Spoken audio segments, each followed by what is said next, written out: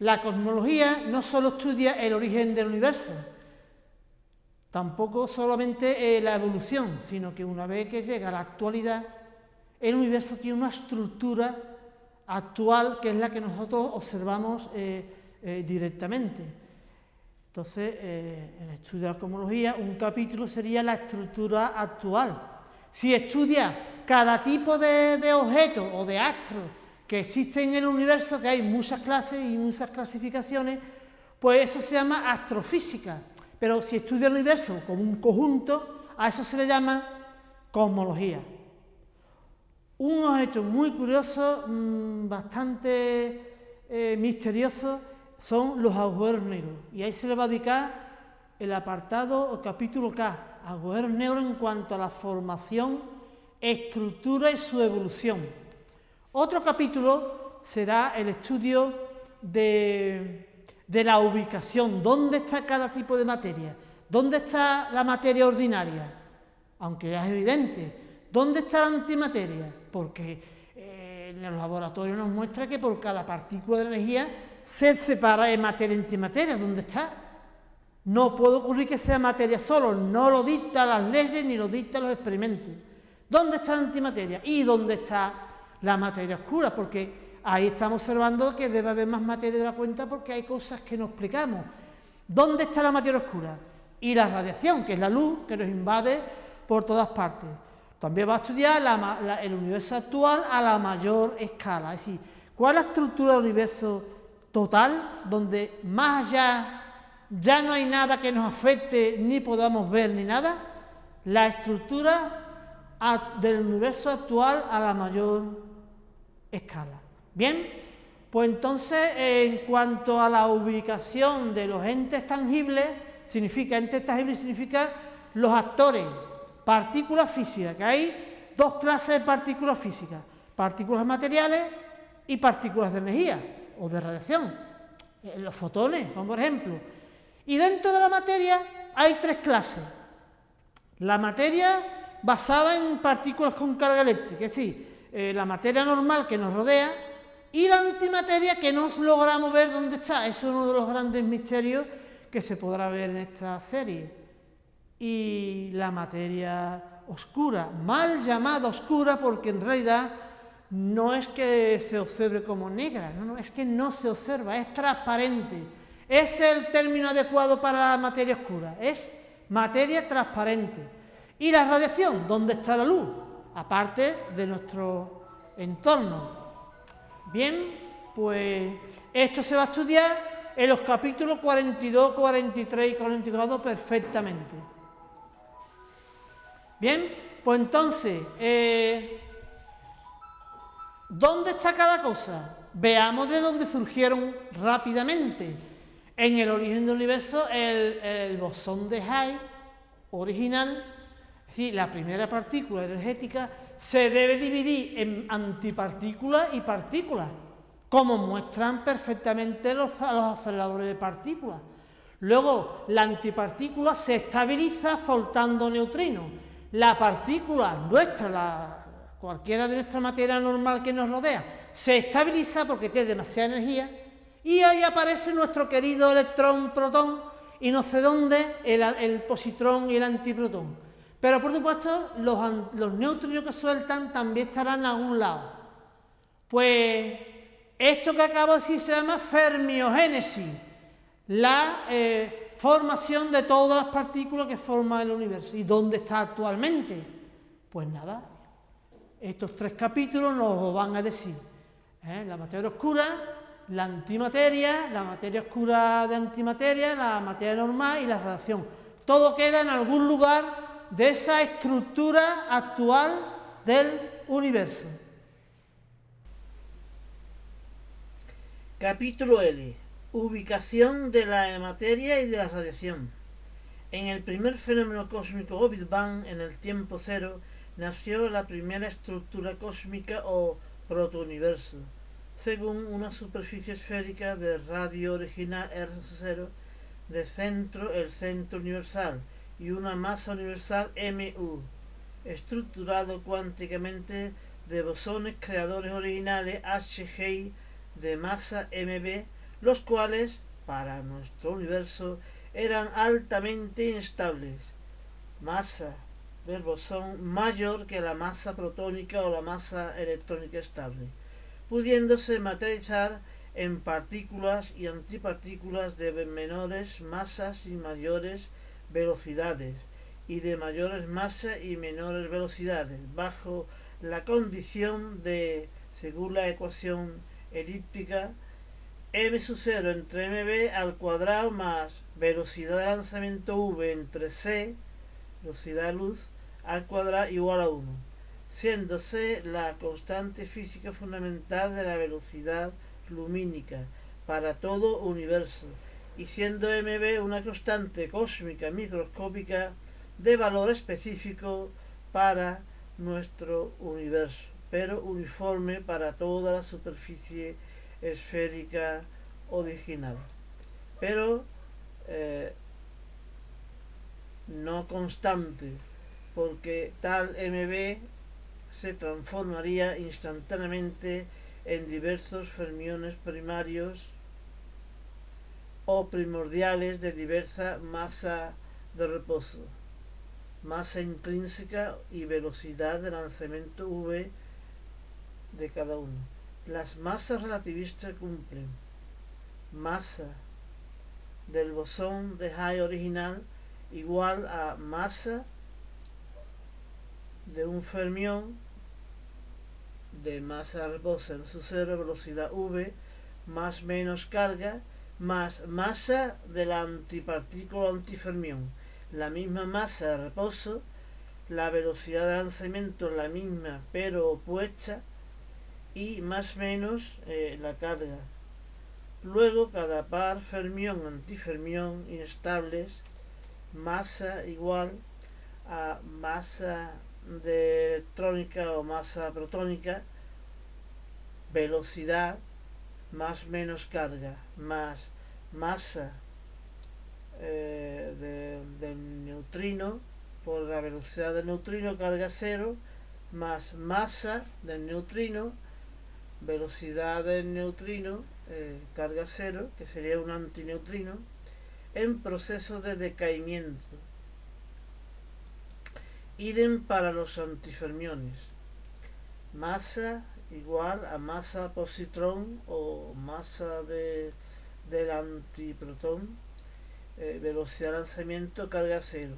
Masa del positrón, masa del antiprotón, velocidad de lanzamiento cero. Con gran diversificación de posibilidades, tanto para la masa como para la velocidad, como se ha visto, como para la masa y la velocidad de los neutrinos. De mayor masa, MI responde con menores velocidades, V, y neutrinos con menor masa, MI, responden con mayores velocidades, V, teniendo finalmente hacia las partículas estables masa electrónica, masa del protón, masa del positrón, masa del antiprotón, junto al espectro de neutrinos, Ni, masa de neutrino fotónico, electrónico, muónico, tauónico y de mayores masas aún. A partir de la simplicidad está garantizada la diversidad, y en todo caso y en todo paso se cumplen los principios de conservación de la masa-energía, la carga eléctrica, la cantidad de movimiento y del momento cinético, mientras la entropía ya empieza a crecer en esta historia universal por gran dispersión de las partículas físicas. Los procesos escritos constituyen la fermiogénesis, con la formación de los primeros fermiones tanto electromagnéticos como gravitatorios, para formar de forma más o menos inminente la materia, la antimateria y la materia oscura o transparente. Para las partículas que no alcanzaron la energía suficiente para su materialización, sin masas menores que 2 veces la masa del electrón, se bifurcaron en 2 grandes fotones inversos de masa m y de velocidad c, formando la radiación primordial o fotogénesis original. La distribución de partículas generadas desde una superficie esférica original localmente plana es la de una extensión tridimensional emparedada entre dos superficies esféricas de fotones de máxima velocidad que constituyen la frontera interior y exterior de esta doble expansión material-antimaterial del universo. La materia se va ubicando entre la superficie original, círculo negro, y la superficie expansiva externa, de fotones, superficie de Hubble-Minkowski, del universo total, tanto interna como externa, círculos amarillos, mientras que la antimateria se ubica entre tal superficie original y la superficie implosiva interna de fotones, estando la materia oscura o transparente de neutrinos en dos zonas generales, en los intersticios de la materia y la antimateria. Son los neutrinos pesados y lentos que han logrado integrarse gravitatoriamente sin escapar, y en el interior entre la materia y los fotones expansivos y entre la antimateria y los fotones implosivos, formados por neutrinos ligeros y rápidos que han escapado gravitatoriamente del lugar de producción. Estos dos halos neutrínicos rápidos están separados porque sus velocidades son mayores pero menores que los de los fotones. Son mayores que los de la materia pero menores que las de los fotones. En una primera fase universal, la materia ordinaria y su materia oscura se expandirán, mientras que la materia y su materia oscura se contraerán. Los neutrinos y antineutrinos no quedan cósmicamente separados, sino son mezclados en todo el universo material y antimaterial. No son objeto de interaniquilación, sino de colisiones infrecuentes. El paso del tiempo junto con la evolución del universo darán paso a una segunda fase donde se invertirán los papeles. En un Big Crunch, la materia se contraerá y la antimateria se contraerá y expandirá, como se verá en el capítulo N, el futuro del universo. Las soluciones de la ecuación de Einstein muestran soluciones de universo expansivo, contractivo y en equilibrio. Todas las soluciones son válidas, pero ubicadas convenientemente en el tiempo y en el espacio, de forma complementaria y no excluyente. Inicialmente la parte material es expansiva, simétrica o especularmente la parte antimaterial es implosiva. En el futuro, a corto o medio plazo, o Big Crunch, la parte material se hace implosiva y la antimaterial implosiva expansiva. Y finalmente, a largo plazo, la materia pasa de ser implosiva a estar estable, mientras que la radiación desacoplada se expanda extraordinariamente a los infinitos del espacio exterior. En todo caso, todas estas entidades tangibles pertenecen al mismo espacio y tiempo, en las mismas dimensiones y en las mismas estructuras e historia del mismo universo al que pertenece. En este capítulo se estudiará la ubicación de la materia electromagnética, tanto la ordinaria nuestra como la especular o simétrica antimateria, ubicada en un lugar especular o simétrico al nuestro. Lámina 42. La materia oscura o gravitatoria o transparente ópticamente en la lámina 43, y la radiación tanto libre como confinada en la lámina 44. Lámina 42. Ubicación de la materia electromagnética. En versión ordinaria o antimateria. El acelerador de hadrones del ser consiste en varios circuitos circulares donde se conducen partículas aceleradas tangencialmente por campos eléctricos y sus trayectorias son dobladas circularmente por campos magnéticos, consiguiéndose una pista circular de circulación periódica para con poco espacio, vueltas de 77 kilómetros. Se logren, con poco espacio, se logren aplicar energías eléctricas y conseguir grandes energías inerciales, cuyas velocidades se aproximen a la velocidad de la luz. Con dos haces enfrentados, paquetes de partículas del mismo signo, protones, o de signos contrarios, protones y antiprotones, se logren colisiones de brutales energías, desde colisiones frontales de mayor interés a colisiones laterales de menor interés.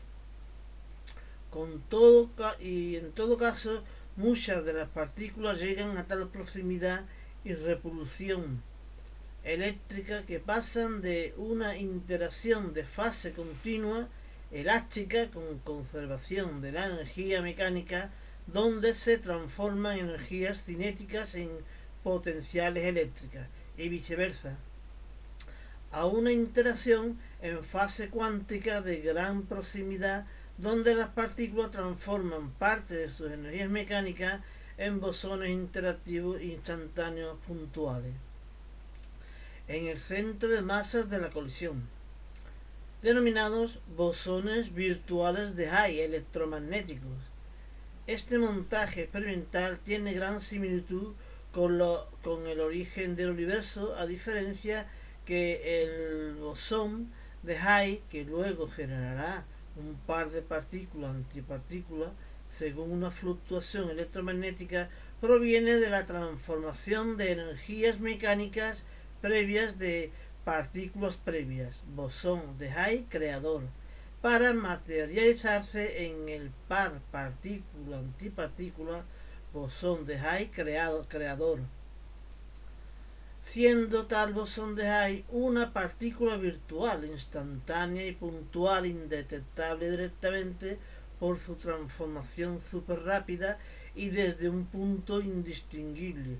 Solo se detectan sus productos,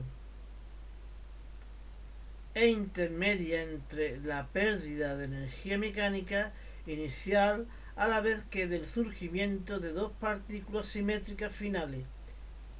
Tenemos en el centro de masa punto vacío cero, energía cero, igual energía mecánica final de las partículas en colisión menos energía mecánica inicial más la energía del bosón de Higgs electromagnético creado, donde las partículas antes de la colisión tenían energía mecánica m sub 0 y después tendrán m final, siendo la energía de este bosón intermedio entre los dos estados inicial y final de energía de la partícula bosón de Higgs igual masa por c cuadrado. Esto es la primera cara del fenómeno cuántico instantáneo. Después, la partícula bosón de Higgs se transforma en una partícula y su antipartícula, de la misma masa pero de cargas opuestas, tal que se cumple que la energía del bosón de Higgs es igual a la energía de una partícula más la partícula antipartícula es igual a dos veces la energía de la partícula, que es en realidad dos veces la masa de la partícula fermiónica creada por c cuadrado. En el vacío permea un campo de Higgs sin fuentes interactivas constante y uniforme, o bien es una ley física potencial de fondo, denominado campo inercial, de valor, según la ecuación de Einstein, campo inercial potencial V igual a relación energía-masa e igual a c cuadrado, tal que a cada 1 kilogramo de masa le asigna 9 por 10 elevado a 16 julios de energía, y viceversa. Aquí, por cada 9 por 10⁻XVI julios de energía mecánica que pierden las partículas presentes en colisión, se forma 1 kilogramo de masa en partículas creadas. Naturalmente, esto es solo una relación, pues para partículas fundamentales la relación es la misma, pero las cantidades de energía y masa implicadas son del orden microscópico. Claro está. Por otra parte, las partículas creadas en esta fluctuación electromagnética acumulan en su interior una energía-masa intrínseca dada por energía intrínseca E sub 0 igual masa intrínseca m sub 0 por c cuadrado, que si supera los niveles másicos fundamentales de infinita estabilidad referenciales del electrón o del protón, ME o MP, se encontraría en estado inestable, sufriendo un decaimiento de modo que emite un par de neutrinos, antineutrinos, mientras se convierten en las partículas infinitamente estables que conocemos. Partícula inestable da lugar a la partícula estable más un par neutrino-antineutrino, con las cantidades de masa, energía, carga eléctrica, cantidad de movimiento y momento cinético, también los momentos intrínsecos o spines, justas para cumplir los correspondientes principios de conservación cuánticos en estos fenómenos cuánticos. Como se observa en el dibujo, el colisionar los hadrones de prueba iniciales, estos rebotan finalmente con menos energía, y la diferencia de energía crea un bosón central virtual puntual que se desdobla en partícula y antipartícula perpendicularmente a la colisión, y tales fermiones se estabilizan desprendiendo un par de neutrinos. En la génesis universal, el bosón creador original de Higgs no proviene de una variación de energía mecánica entre partículas colisionantes, no es una fluctuación electromagnética, no es una transformación de energía mecánica previa en energía inercial de un bosón interactivo puntual virtual de Higgs, sino que es un bosón gravito-inercial que proviene del punto de vacío de energía efectiva o superpuesta total cero, donde se identifican, distinguen o coexisten dos formas de energía en una sola partícula, como se identifican, distinguen, coexisten las dos caras de la masa física en una sola partícula, masa inercial y masa gravitatoria, y de estas la energía inercial E sub I y la energía gravitatoria E sub G, cumpliéndose lo siguiente: energía del punto de vacío en la nada previa de universal, 0, punto de vacío de la nada previa, es igual exactamente a la energía inercial E sub I del bosón creador original de Higgs gravito inercial, más la energía gravitatoria de todo bosón original dentro del protoniverso original esférico y simultáneo. Fenómeno denominado fluctuación gravito-inercial desde la nada. En este origen universal, el siguiente paso cuántico es que este bosón de Higgs gravito-inercial se materializa en partícula-antipartícula que se lanzan perpendicularmente de la superficie del protoniverso para luego decaer, estabilizándose y desprendiendo neutrinos. En esta fase final de materialización y decaimiento, ambas situaciones son idénticas en el lado material y en el lado antimaterial, simétrica y especularmente.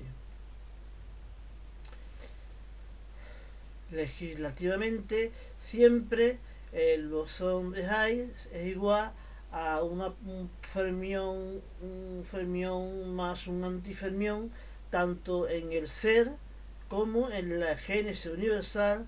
Por ello se dice que estos experimentos simulan, en cierto modo, tal nacimiento universal. Pero si la masa del bosón de Higgs creado es menor o igual que 2 veces la masa del electrón, no se forma un fermión electromagnético. Se formarían bosones muy energéticos, pero si la masa del bosón de Higgs es mayor que 2 veces la masa del electrón, y más aún, tenemos materialización partícula-antipartícula, experimentado en el ser y en el Fermilab. Entonces, en el origen del universo, cuando la materia, fermiones, surge de las partículas de energía pura, bosones de Higgs original y virtual, la denominada partícula divina, esta debería desglosarse en partícula-antipartícula. ¿Dónde está la antimateria? Y esos pares de neutrinos. Si el universo original es una singularidad, las partículas y antipartículas que se producen infinitamente juntas se volverían a aniquilar equitativamente. No sobrevivirían ni materia ni antimateria.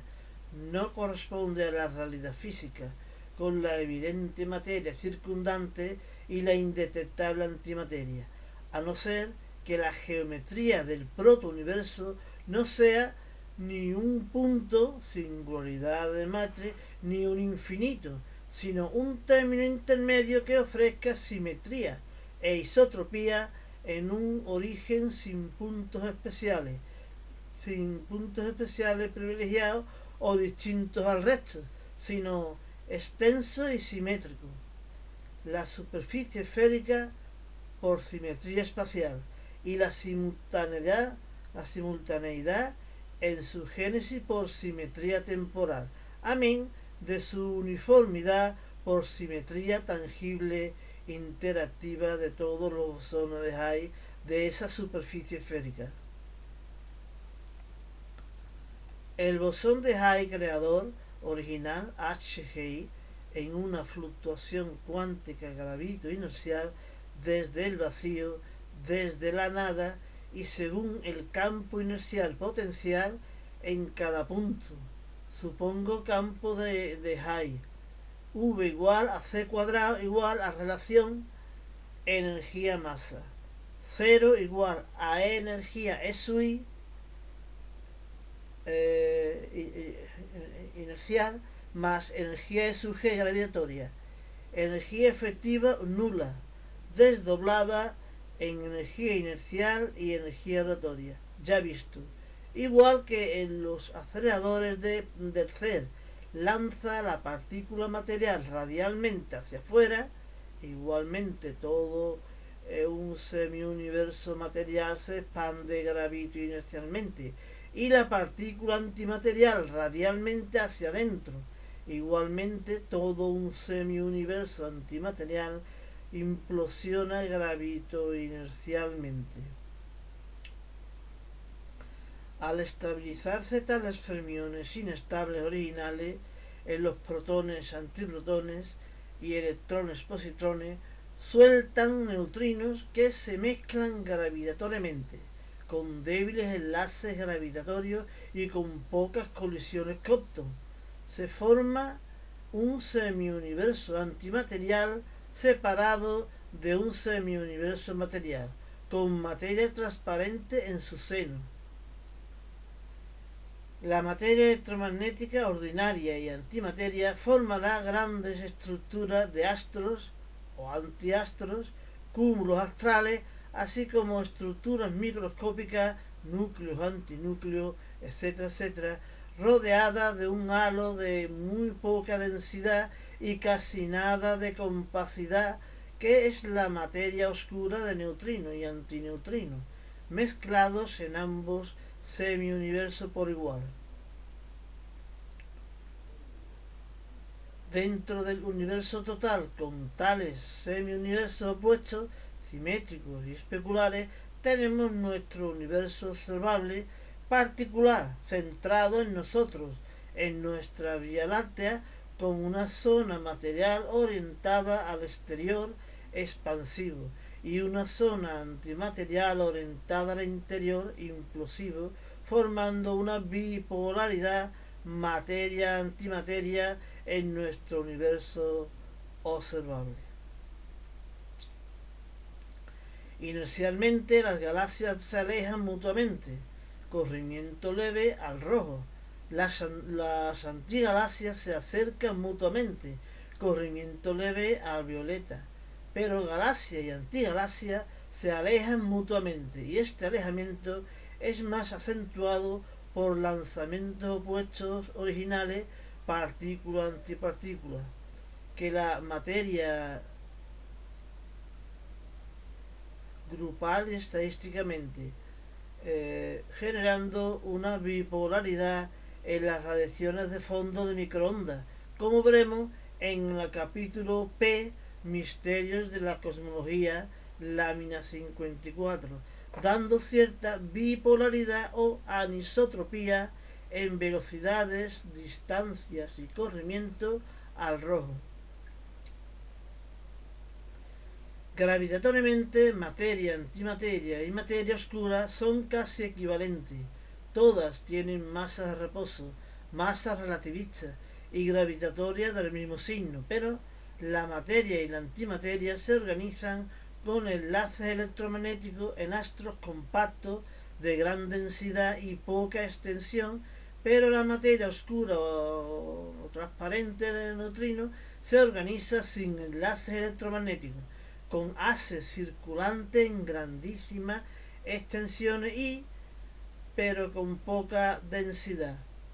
Aún así, los astrofísicos han estimado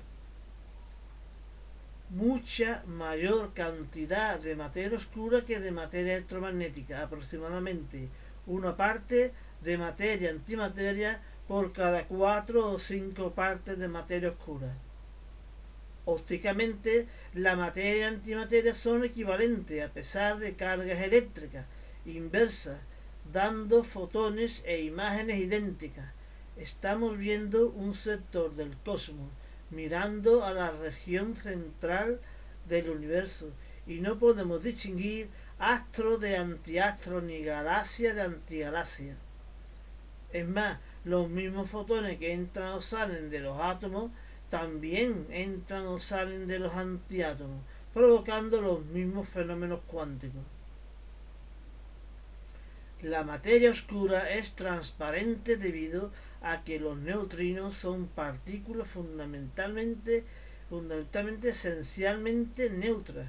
No crean campos electromagnéticos a su alrededor, ni cortezas cuantizadas, sino que los fotones pasan de largo, pasan a su lado y ni se alteran ni alteran. La fenomenología de los fotones y de los neutrinos son independientes, salvo en colisiones puntuales que son muy escasas entre ellos. Lámina 43. Ubicación de la materia oscura, transparente, de neutrinos diversos. Ante la observación de efectos gravitatorios exageradamente compactantes en galaxias, Vera Rubin, y en cúmulos galácticos, Zwicky, se sospechaba de la existencia de más materia que la que se visualizaba con luz óptica, en general electromagnética. Además de la materia electromagnética, cierta materia gravitatoria no visible, oscura o mejor, transparente. Cuántica o corpuscularmente, esta materia debe estar formada por partículas individuales, no neutrones, neutras, para que no interaccione con la luz, no absorba ni emita fotones por su neutralidad eléctrica, como si hace la materia electromagnética, tanto ordinaria como antimateria, en los saltos relativos protón-electrón o antiprotón-protón. Tal partícula sería candidata en el modelo estándar de partícula para cuanto de materia oscura, los neutrinos y sus antineutrinos. El origen de los neutrinos primordiales está en el Big Bang, en su tercer proceso cuántico del decaimiento de los primeros fermiones ultraenergéticos y altamente inestables, y menormente en la actualidad en procesos de decaimiento derivados de los mismos, de partículas sobreenergéticas, nacidas de la materialización del bosón de Higgs, para dar pares partícula-antipartícula inestables, naturalmente en colisiones de rayos cósmicos y artificialmente en los aceleradores de partículas. En el protouniverso original, en la superficie esférica, se producen simétricamente antipartículas implosionantes y partículas expansivas de energías inerciales relativistas, energía igual a masa por c cuadrado, pero que tienen masas intrínsecas m0 superiores a los niveles de infinita estabilidad del electrón y del protón. Sí, masas de reposo intrínseca mayores que la masa del electrón o del protón, por lo que sufren un decaimiento expulsando el exceso de masa-energía del punto físico para convertirse en las partículas estables que se sabe, pero emitiendo el sobrante masa-energía en forma de partículas neutras o neutrinos con masas estables, masa intrínseca cero, que son los neutrinos fotónicos, neutrinos electrónicos de mayor masa, muónicos más aún, tauónicos de más grande masa, y neutrinos de mayores masa aún no descubierta y a las cuales ya se les está poniendo nombre. Partícula inestable de masa m0, carga Q y spin S, da lugar a partícula estable de masa electrónica o de protón con la carga Q y spin S, más la velocidad del neutrino, mejor dicho, más el neutrino y el antineutrino que genera. El par de neutrinos tendrá la masa, velocidad, dirección correcta y diversa para cumplirse los principios de conservación habituales. Para unas ciertas energías cinéticas y cantidad de movimientos necesarias para tal cumplimiento, existen muchas posibilidades de neutrinos, tanto los de baja velocidad y gran masa como los de alta velocidad y poca masa, y valores intermedios. Los primeros no escapan gravitatoriamente de los sistemas materiales donde está inserto y se integran con ellos de manera que forman nubes de haces de partículas sin estructura que circulan tanto orbitalmente como oscilatoriamente alrededor de los centros de masa de los sistemas de partículas. Antaño, nebulosas o protogalaxias, hoy galaxias ya más consolidadas. En tales circulaciones, al ser partículas individuales y neutras, ni se enlazan para formar micro y macroestructuras, ni colisionan por repulsión a distancia, sino realizan colisiones Compton a la mínima distancia, donde ya aparece la última interacción repulsiva de Pauli al nivel puntual de la distancia de Planck. Por eso colisionan tan escasamente, siendo los fermiones fantasmas del universo. Por ello, la nube original de neutrinos integrada en la nube original de partículas electromagnéticas evoluciona de manera que estas electromagnéticas de protones y electrones sí colisionan frecuentemente estabilizándose en forma de una nube y al cabo de la historia universal en forma de un disco plano de materia con un centro formado por una estrella emisora de luz con gran masa. O bien, a mayor escala, un núcleo galáctico con un plano galáctico discoidal de materia, donde todo gira más o menos establemente con una frecuencia de colisiones mucho menor que al principio.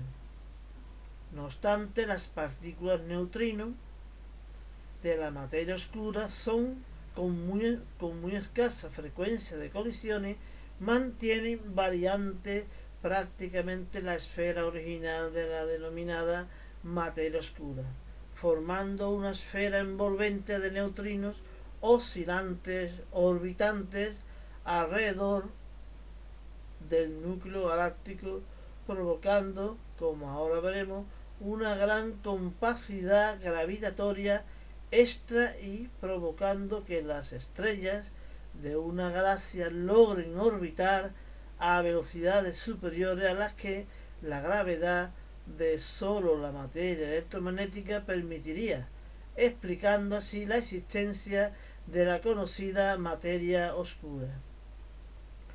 La naturaleza microscópica de esta materia oscura debe explicar sus propiedades macroscópicas y viceversa, de manera que debe estar constituida por partículas dotadas de masa para ejercer la influencia aleatoria necesaria para mantener a la materia visible y a sí misma, y que las galaxias y cúmulos galácticos logren rotar a tales grandes velocidades para que no se desintegren inercialmente, tal como descubrieron tanto Zwicky como Rubin Vera.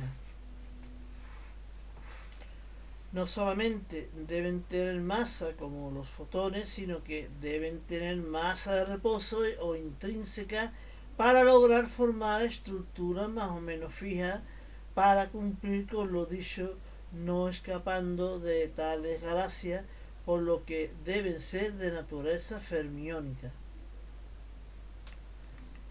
Además, deben distribuirse por grandes regiones, rellenándolo todo, que abarquen galaxias y cúmulos galácticos enteros, dejando moverse a los astros visibles sin oposición, entremetiéndose corpuscularmente entre la materia ordinaria y la antimateria y la propia materia oscura.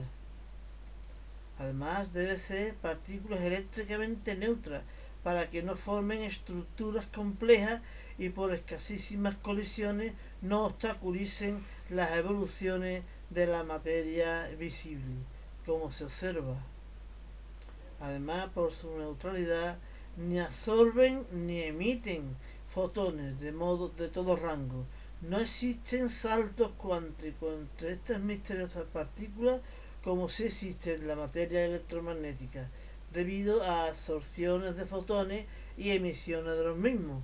En esta materia oscura de neutrinos no se producen focos secundarios, Huygens, ni ondas, ni haces, ni fotones, pues los fotones surgen de las variaciones de energía mecánica electromagnética de los electrones de la corteza de los átomos por interacción cuántica con los protones del núcleo, incluso fotones provenientes de los mismos núcleos, pero todo ello derivado de las partículas cargadas electromagnéticas y no de partículas neutras.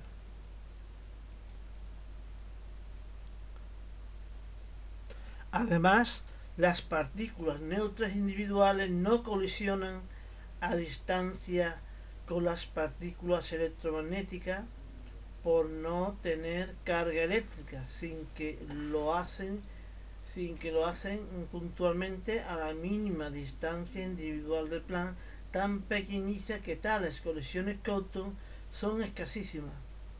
Los neutrinos pueden atravesar grandes cantidades de materia de todo tipo y a su través que no colisionan, por eso son difíciles de captar y por ello se mueven con trayectorias muy estables circulando por los sistemas materiales, oscilando y orbitando alrededor de los centros de masa de los mismos, formando una estable nebulosa de haces de partículas fantasmas.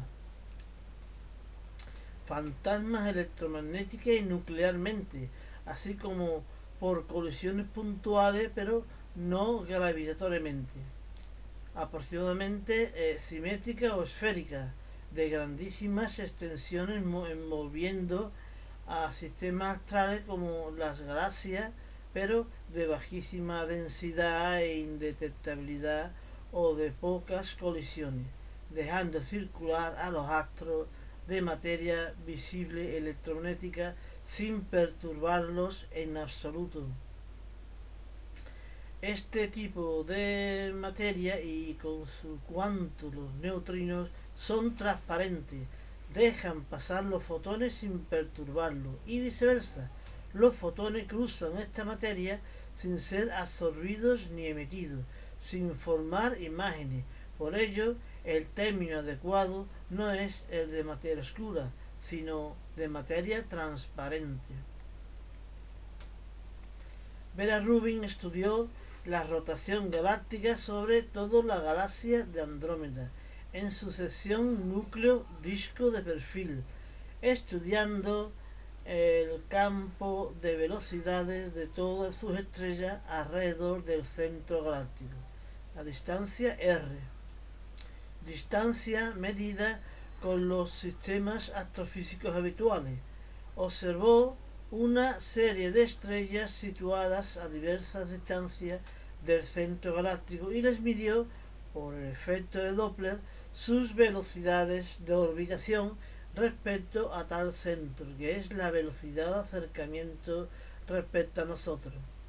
En las estrellas que rotaban hacia nosotros con cierto efecto de corrimiento violeta y las que rotaban huyendo de nosotros con cierto efecto de corrimiento al rojo relativo. Y esto con estrellas cercanas al núcleo, medias cercanas y ya muy lejanas del núcleo cerca del borde del disco galáctico, como muestra el dibujo con el núcleo disco material electromagnético visible. Espectro electromagnético entero, incluido la parte de visible, y un halo invisible esférico que envuelve a la galaxia visible de neutrinos, oscilantes o orbitantes sin apenas colisionar, transparente de materia oscura.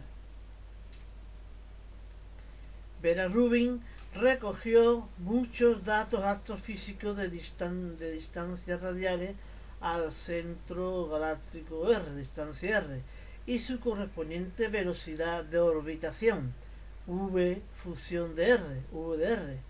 La gráfica resultante que relaciona la velocidad orbital de la estrella y distancia al centro atractor galáctico debería haberse correspondido con la ley de Kepler-Newton de los satélites gravitatorios, es decir, la velocidad debe ser la siguiente: fuerza igual a gm cuadrado igual a mv cuadrado partido por r, es decir, gravitación y dinámica circular, aplicación de la ley de la gravedad más la ley de la dinámica circular.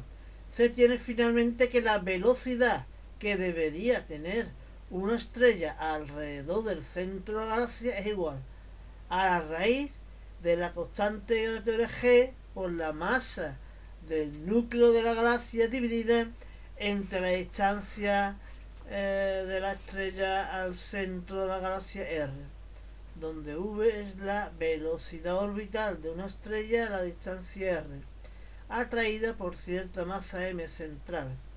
La velocidad que debería medirse para la materia central electromagnética que se observa o visible, masa m, debería ser inversamente proporcional a la distancia, bajo raíz cuadrada. Es decir, para estrellas más lejanas del núcleo galáctico, la velocidad debe ser menor algo así como ocurre en un simple sistema planetario como el sistema planetario del Sol, donde la velocidad de los planetas es inversamente proporcional a la raíz de la distancia al Sol.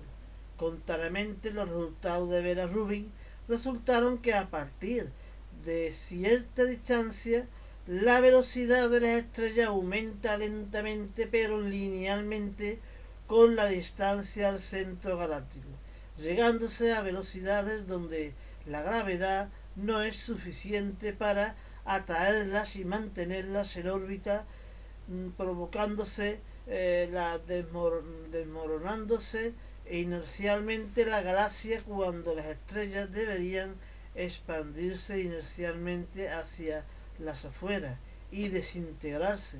Sin embargo, las galaxias mantienen su estabilidad como un disco sólido giratorio.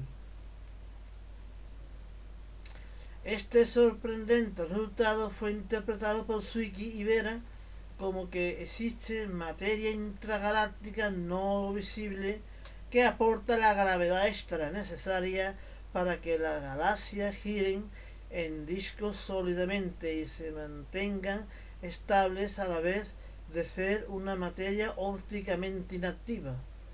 Ahí nació o se sospechó de la existencia de la materia oscura, porque no se ve ni con fotones visibles ni con el resto de los fotones del espectro electromagnético.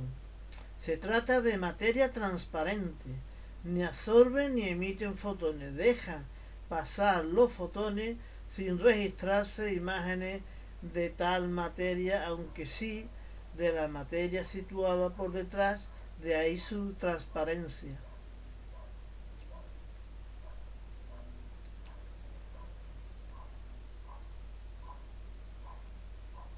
Se propone la siguiente distribución de materia en una galaxia típica con un núcleo formado por un super agujero negro e incluso por un enjambre de grandes agujeros negros o equilibrio orbital de manera de masa MV junto con un disco de acreción prácticamente plano galáctico de materia visible ordinaria en nuestro universo material y antimaterial en el opuesto universo antimaterial, y le envuelve una esfera de materia oscura de densidad D de distribución esférica uniforme.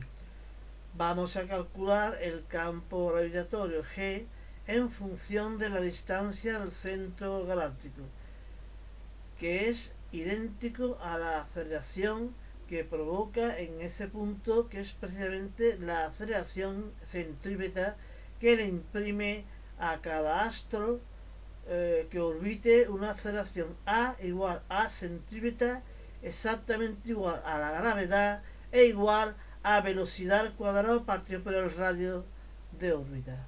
Y aquí se estudia tales astros de ubicación estable que son los satélites.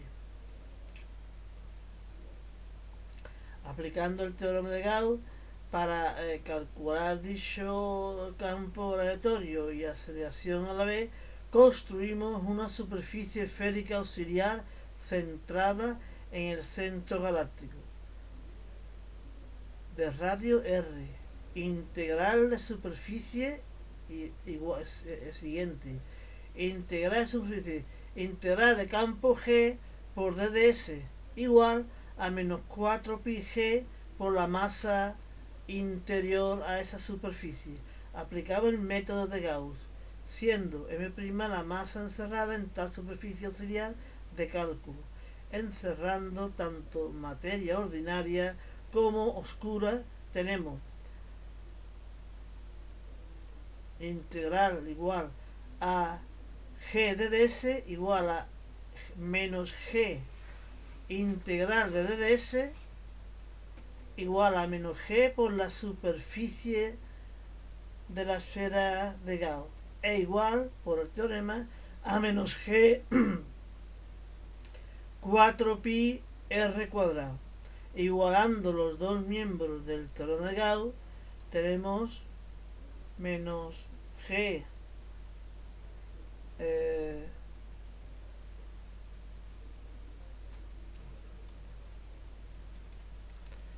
menos G 4 pi r cuadrado igual a menos 4 pi G masa interna,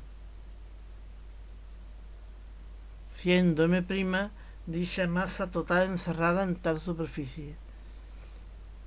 Auxiliar. Resulta ser que G igual a G masa entre R cuadrado. Parece que no hay novedades con respecto a la gravitación clásica, pero la masa M' debe ser tanto la masa electromagnética clásica como la masa de materia oscura. Es decir, M' igual a masa de visible más masa oscura, una de geometría nuclear concentrada y centrada y otra de geometría extensa envolvente. Ahora tenemos por fin M' igual a mv más densidad por 4/3 de pi r cubo, teniendo por fin el módulo del campo gravitatorio efectivo, que es el corazón de este cálculo. G igual a G constante gravitatoria entre R cuadrado, abre paréntesis, masa del núcleo de la galaxia más densidad 4/3 de pi r cubo. Es decir, igual a G masa del centro de la galaxia entre R cuadrado más 4/3 de pi por G constante gravitatoria por densidad de materia oscura y por la distancia al centro de la galaxia. Y esto es precisamente igual, esta gravedad es igual a la aceleración centrípeta. Tenemos la expresión del campo gravitatorio y la aceleración centrípeta de los astros que orbitan alrededor del centro galáctico en función de su distancia al centro R. El primer término es un término newtoniano kepleriano que responde a la gravedad clásica y que sigue nuestros planetas alrededor del Sol debido a la materia ordinaria. El segundo término se refiere a una nube esférica muy poco densa pero muy extensa que envuelve a toda la galaxia de materia transparente y oscura. Como la aceleración centrípeta es velocidad al cuadrado entre R para las estrellas satélites, la velocidad orbital de los astros queda de la manera siguiente. Esta es una estimación simplificada, pues la materia ordinaria no se condensa exactamente en un núcleo, sino que se extiende por un disco plano y fino. La velocidad, aquí está la ecuación de la velocidad de las estrellas alrededor del centro de la galaxia.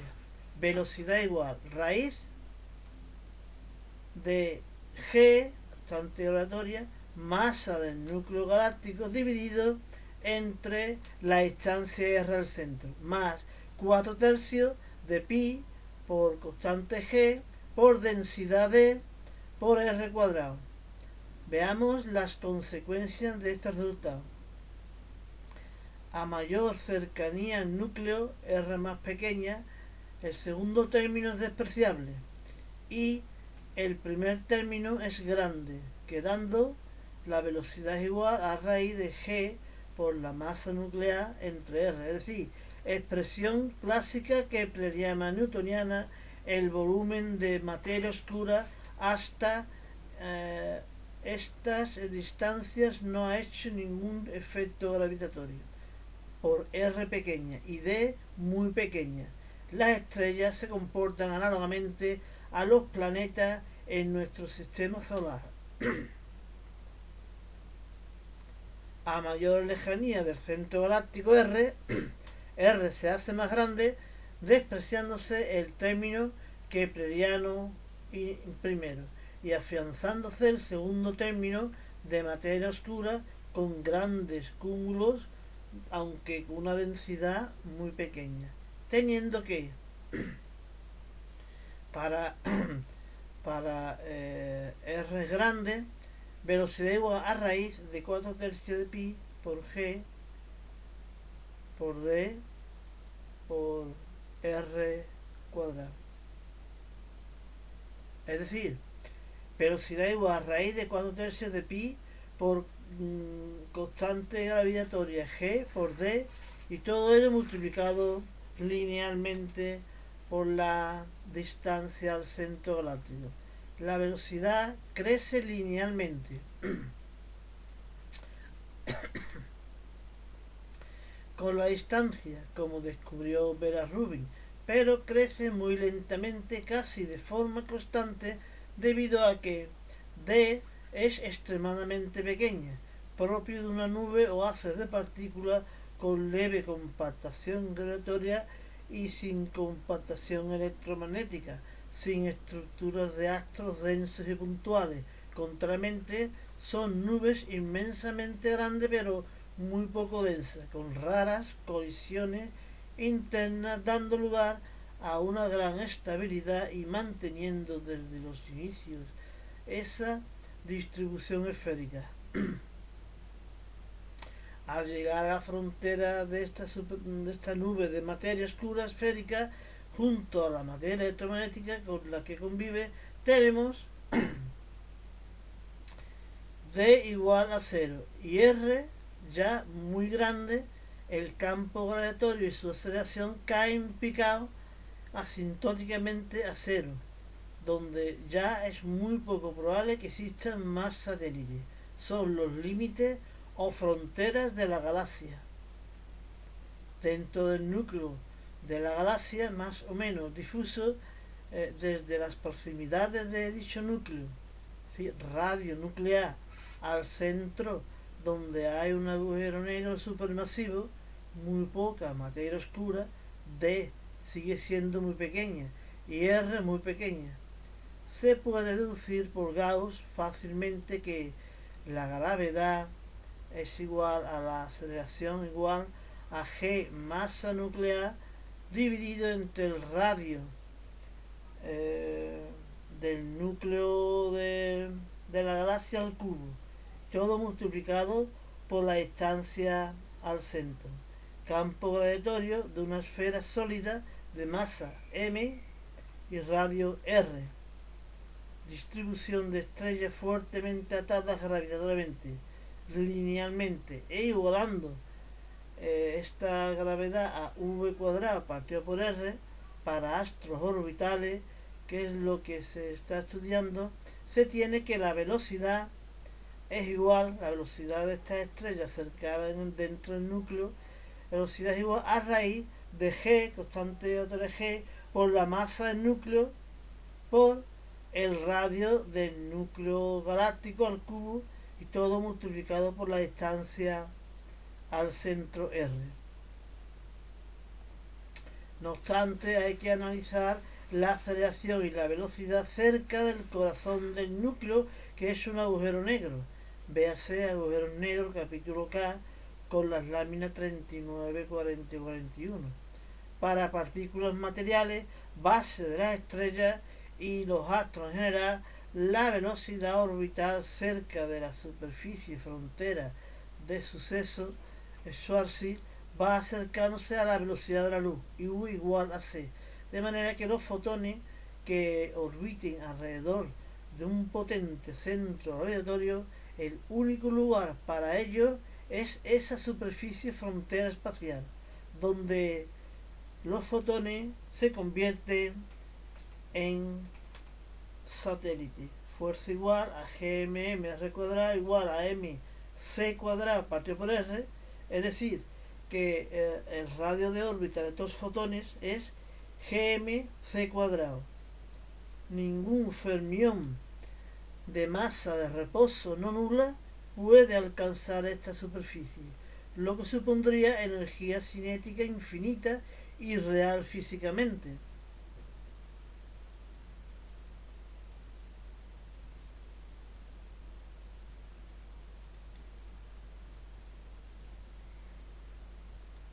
Esta superficie es un abismo energético donde los movimientos continuos en campos interactivos dejan paso a los saltos cuánticos instantáneos puntuales y a la emisión de bosones de interacción cuántico. Capítulo K de agujeros negros.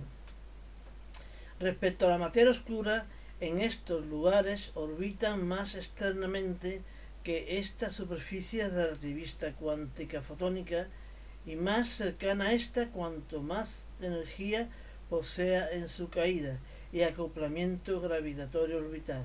Nunca rebasa esta superficie, sino que finalmente los neutrinos quedan atrapados orbitalmente con un radio de órbita mayor que este radio anterior de Schwarzschild. Como vemos en la gráfica, las partículas materiales que se encuentren entre el radio de Schwarzschild y el radio del núcleo orbitarán más rápidamente cuanto más cerca se encuentran del agujero negro, y en el límite tenemos a los fotones, los únicos que se permiten orbitar en esa superficie frontera, constituyendo una superficie esférica de radiación o superficie de fuego, como se comenta en el argot periodístico científico, como se verá en el tema de agujeros negros. El interior del agujero negro es inaccesible desde el exterior. No obstante, en el proceso de implosión en la supernova generatriz se quedó atrapado todo un núcleo de neutrones, un núcleo atómico de dimensiones astrales, formando el agujero negro interno, donde la implosión con la suficiente masa e inercia contractiva ha permitido que tal astro sea tan denso que su superficie física del radio del núcleo haya sido menor que su superficie frontera de Schwarzschild, el radio nuclear del núcleo del agujero negro menor que el radio de Schwarzschild, posibilitando la formación de ese agujero negro. No deja escapar fotones. De lo contrario, sería una estrella de neutrones que simplemente deja escapar fotones, pero muy mermados en energía o muy corridos al rojo, a la frecuencia del rojo. La materia electromagnética ocupa centros poco extensos, pero muy densos, astros y nebulosas medianamente densas, y la materia oscura se extiende por todo el espacio envolvente, pero con densidades muy bajas. Aun así, la masa oscura es superior a la electromagnética. Astrofísicos estiman que la masa oscura son unas 5 veces la masa electromagnética. Por último, la esfera de materia oscura que envuelve a la materia central electromagnética en las galaxias o cúmulos galácticos no generan campos gravitatorios intensos. Recuérdese, gravitatorio igual a G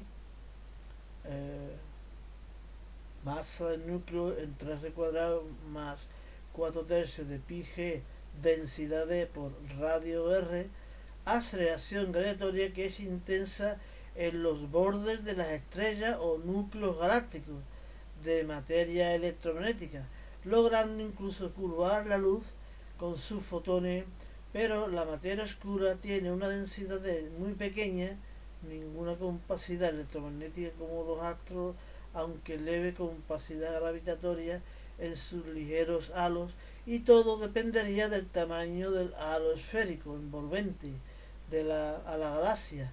Debe ser R muy grande, a la vez que GM, R² muy pequeña, originando en los exteriores o bordes de tales galaxias ciertos efectos de lente gravitatoria. Por otra parte, la velocidad angular de una galaxia es G igual a W por R, de manera que la velocidad angular queda así: velocidad angular W igual a raíz de Gm en 3r³ más 4/3 de pi g d de densidad que interiormente es variable, a más cercano al centro más velocidad angular, como corresponde a las leyes de Kepler-Newton, pero a mayores distancias se desprecia el término kepleriano, quedando de la manera ya para distancias muy grandes W igual a raíz de 4 tercios de pi g por d, constante e independiente de la masa galáctica visible y de la oscura, pero sí depende de la densidad de materia oscura que se presume análoga en todas las galaxias, por lo que los astrofísicos han observado que la velocidad angular de las estrellas medias y externas en todas las galaxias es la misma, tardando todas en dar una vuelta en el mismo tiempo, por lo visto. La solución para el cambio de gráfica o de la ley empírica VR en galaxias no pasa por un cambio en la formulación fundamental de la gravitación, sino en la aplicación de dicha gravitación junto con el principio de superposición con la ley de técnica de Gauss, con la admisión de un material invisible que convive con el mismo espacio-tiempo que la materia normal y ha aportado más gravedad por extensión y con cierta geometría esférica inmensa pero poco densa, alterando la distribución clásica de núcleo-disco, pero sin variar la formulación fundamental de la gravitación.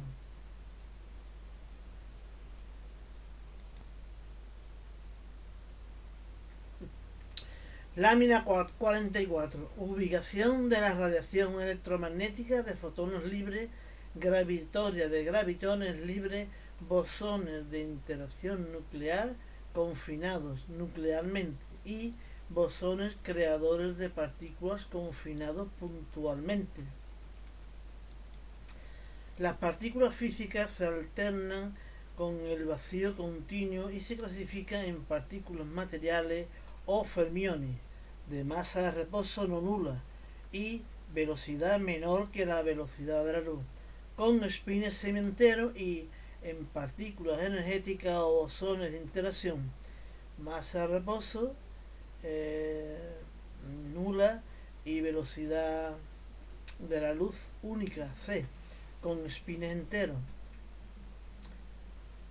En los procesos físicos no continuos o cuánticos, un sistema físico pierde energía inelásticamente variando su energía, variación de energía es igual a energía del bosón, absorbiendo o cediendo un bosón de interacción.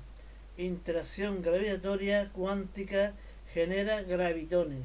Interacción electromagnética cuántica genera bosones. Interacción electronuclear fuerte genera gluones. E interacción electronuclear débil genera debilones. Y siempre entre pares de partículas. Veamos el origen físico y cosmológico de los bosones de interacción, así como su ubicación actual. En cuanto al origen, los bosones libres son los fotones y los gravitones. Los fotones se originan desde un cambio brusco instantáneo puntual en la energía de las partículas. Por eso es un cambio cuántico entre pares de partículas, de manera que la diferencia entre la energía inicial y final se transforma en una partícula de energía pura, es decir, masa de reposo cero, solo energía cinética, partícula denominada bosón, que transporta la energía a la velocidad única, velocidad de la luz. Si la variación de energía en los saltos cuánticos, que se debe a la interacción electromagnética con pares de carga eléctrica, se producen fotones. Si se producen por saltos cuánticos por la interacción gravitatoria de masa pura, tenemos gravitones. Si se producen por saltos cuánticos dentro de la interacción electrofuerte, se producen gluones que permanecen confinados entre pares de protones vecinales. Si se producen por saltos cuánticos dentro de la interacción electrodébil, se producen debilones confinados intraneutronalmente, dentro del neutrón. Y si se producen por fenómenos cuánticos al menor nivel, puntual e instantáneo, y virtualmente, se tienen bosones de Higgs creadores de partículas. En el origen del universo, la primera partícula creadora fue el bosón de Higgs gravitoinercial, partícula que en un instante de Planck compartía energía inercial positiva y energía gravitatoria negativa del mismo valor, equivaliendo a un punto de vacío en la nada predecesora, pero fluctuó en bosón creador en el protouniverso esférico tangible y en su alta inestabilidad se materializó en partícula y antipartícula. Estos fermiones electromagnéticos eran partículas con masa de reposo y carga eléctrica como partícula y fuente de interacción.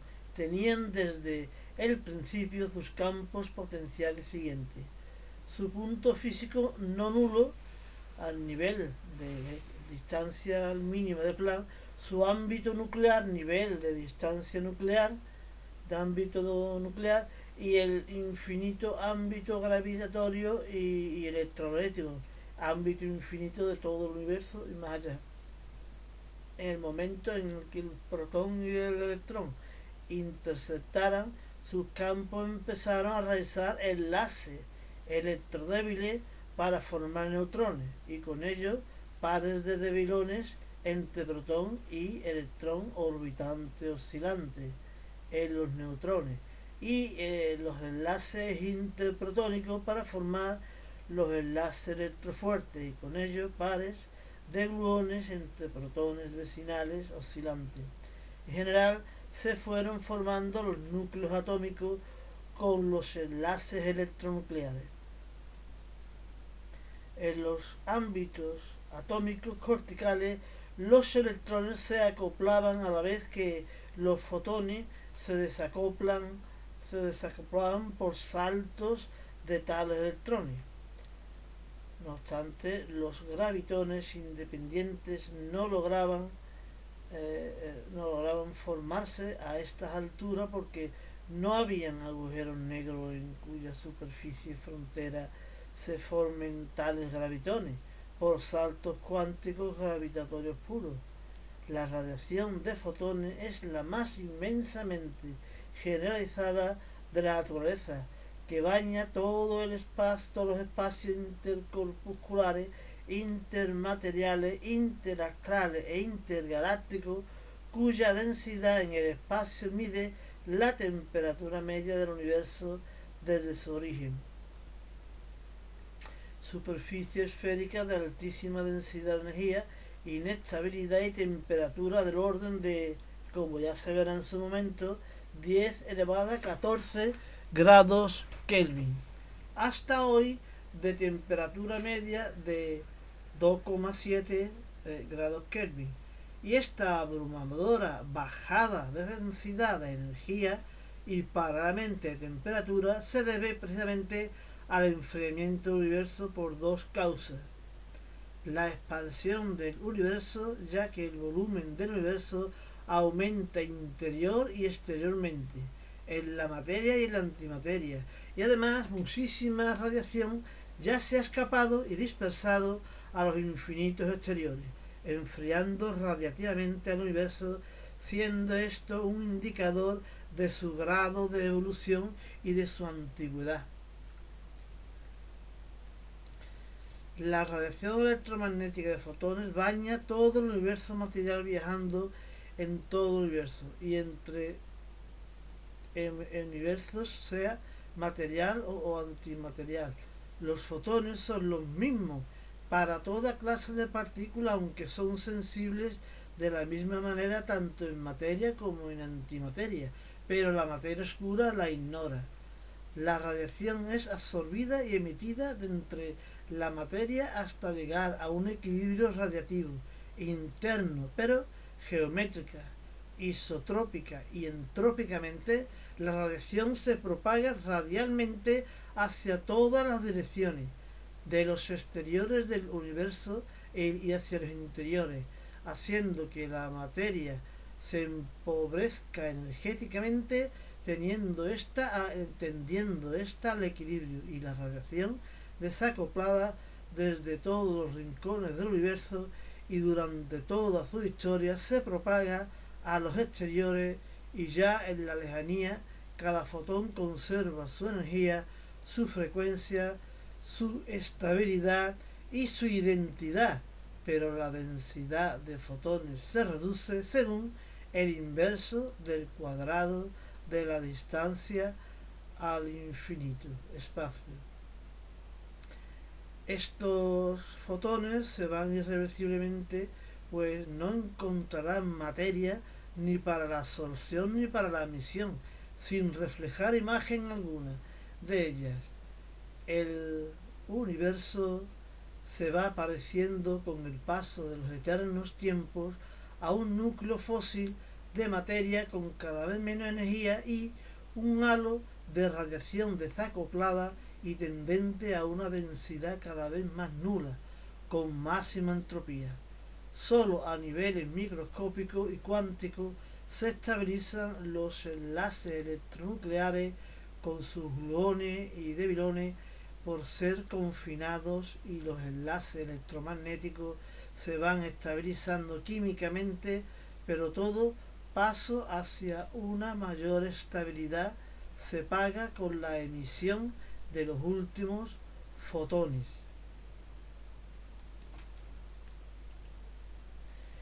Anexo: la energía oscura.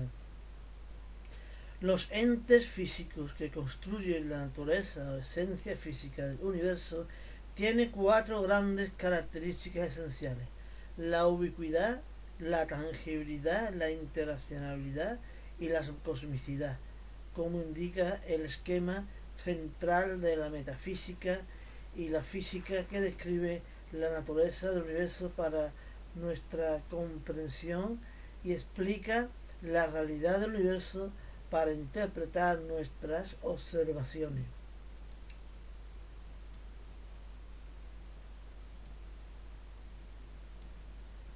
En términos metafísicos, el escenario de fondo del universo, la existencia de sus actores, las influencias entre los mismos y las reglas de comportamiento de todos estos elementos, en la existencia absoluta ni real ni potencial, donde nada tangible ni interactivo existe, tenemos la nada predecesora a toda génesis de todo universo potencial, donde no tenemos partículas físicas ni sus campos. En la inexistencia tangible pero existencia potencial tenemos el vacío, donde no existen partículas físicas, pero sí están presentes sus campos interactivos potencialmente. Luego tenemos la existencia de entes tangibles de partículas físicas diversas como realidad inmersa en sus campos e interactivos potenciales externos a ellas, que puedan influir potencialmente en las demás partículas, y que luego tal influencia se hace real en las interacciones físicas, y además no arbitraria ni caóticamente, sino con reglas universales y eternas y para todas las partículas, que son las leyes físicas. Dentro de este nivel de existencia, influencias mutuas o presencias mutuas o interacciones mutuas, tenemos 2 grados. Las partículas físicas materiales que construyen estructuras en reposo o en movimiento, objeto de observación o de información, y las partículas físicas de radiación que viajan entre ellas para llevar energía e información. Unas son los fermiones materiales y otras son los bosones de interacción, con las propiedades fundamentales y complementarias que ya sabemos. Hay que distinguir el objeto en sí, la materia, y la información que tenemos de ella. a través de la radiación, pues ésta puede sufrir alteraciones por razones de inercia o de gravedad, como veremos en el efecto Doppler y en el efecto Einstein. Dentro de estos entes físicos tenemos los que poseen un alto nivel de interacción y de detección, y otros poseen un bajísimo nivel de interacción y de detección. Los primeros forman parte de los fundamentos físicos dentro del esquema de la esencia natural del universo y además constituyen la realidad física palpable que nuestros sentidos naturales y aparatos de registro y medida, mientras que los segundos complementan dicha esencia natural dentro del tal esquema del funcionamiento del universo, pero no pertenecen a nuestra realidad palpable, con nuestros sentidos y nuestros aparatos de atención. Los primeros son los fermiones electromagnéticos que constituyen la materia y la antimateria, los cuales son detectables gravitatoria, electromagnética y nuclearmente. No obstante, es la materia la realidad próxima de carácter más real, mientras que la antimateria no pertenece a nuestro universo próximo, pero pertenece a la otra mitad simétrica o especular espacialmente, pero contemporáneo con nosotros.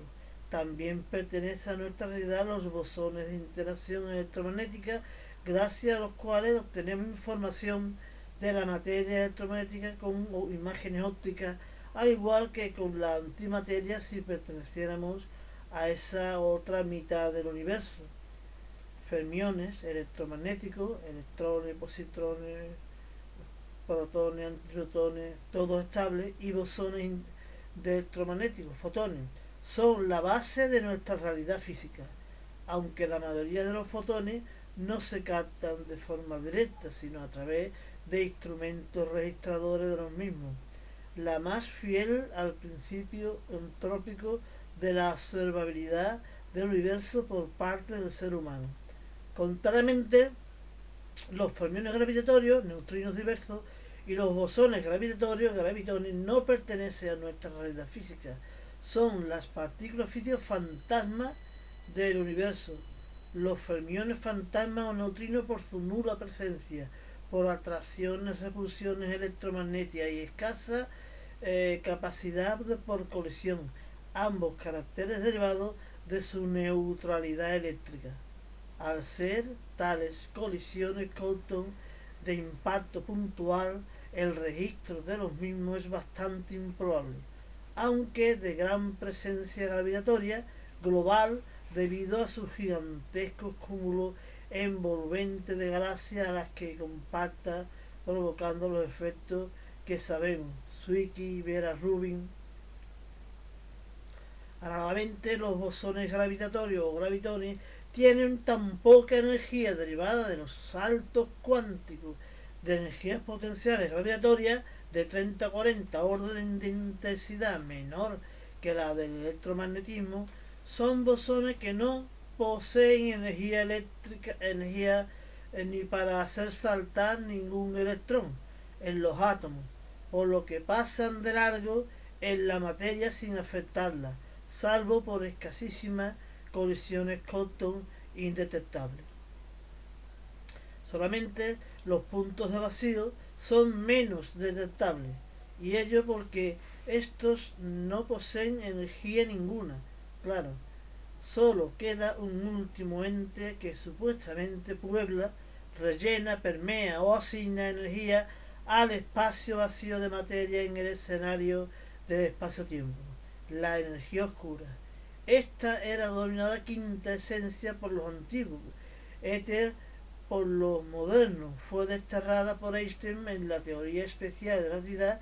La luz no se propaga en ningún medio con ninguna propiedad mecánica, sino que se propaga por el vacío ausente en sí de nada tangible, salvo las partículas físicas a las que rodea, sin poder interactivo.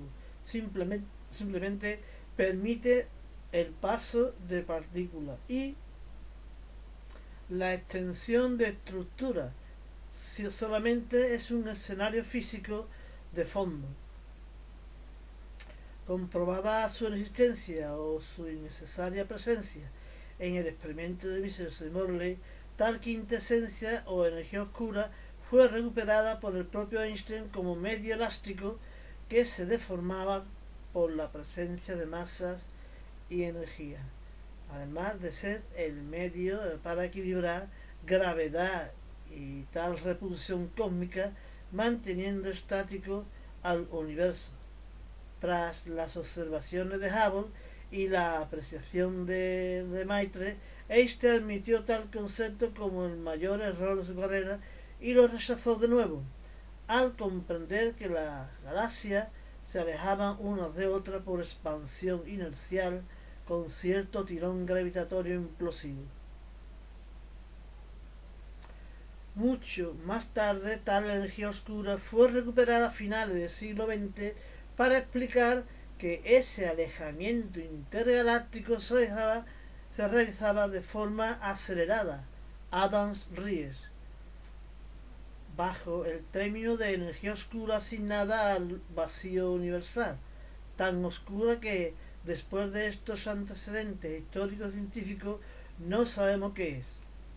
Esta física nueva todavía no tiene nada claro, de tal manera que realizadas estimaciones de dicha energía del vacío, la comparación entre lo predicho por la teoría de Einstein y lo necesario para tal expansión por inflación del espacio en base a tal fantasmagórica energía expansiva obtiene el error más erróneo de la historia de la física en 120 órdenes de magnitud. Según esto, no solo es que algo falle, sino que el vacío no tiene más protagonismo en el universo que el de dejar pasar y dejar ser a todos los auténticos entes tangibles de materia y de radiación del universo. Solo es escenario físico. No es un escenario tangible o dotado de energía, sino un escenario dotado potencialmente de campos vectoriales y escalares que sólo alcanzan realidad al pasar una partícula física real. Y tal vacío no tiene existencia ni presencia por sí mismo. Tanto el espacio como el tiempo se trató de un error conceptual de fondo, es decir, de un error metafísico que queda resuelto en el esquema metafísico fundamental dado en el capítulo B, Filosofía de la Ciencia, en la lámina 4, tetraedro de los elementos metafísicos y físicos. Uno de los errores fue sustituir el discurso de que los cuerpos se mueven relativamente por acciones dirigidas o fuerzas basadas en campos existentes, basado en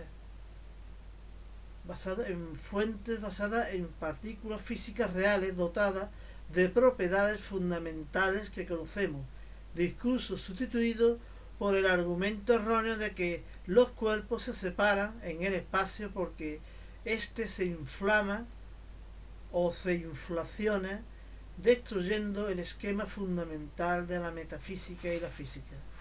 La influencia entre partículas con masa, energía, carga está asentada en las interacciones entre dichas partículas según la dualidad fuente-campo recíproca. Eliminando esta fantasmagórica energía oscura, secuestraría este término y se le asignaría a los haces de gravitones, que son partículas de energías indetectables, y por ellos lo llamaría haces de partículas o energía oscura.